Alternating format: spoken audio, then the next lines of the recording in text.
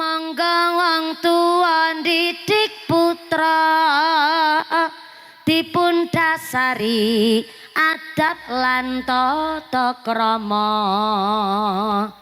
supaya bekti karo wong tuwa dipun dasari bab syariat agama.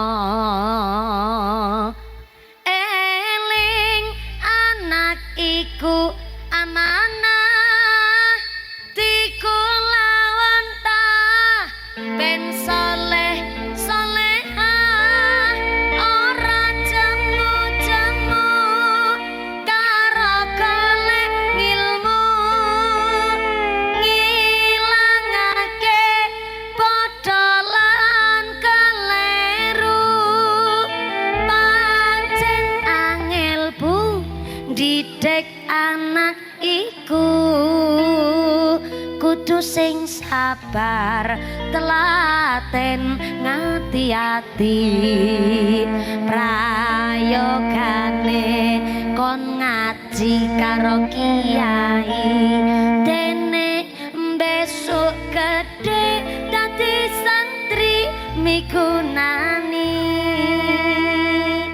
Perahu layar niki Bu.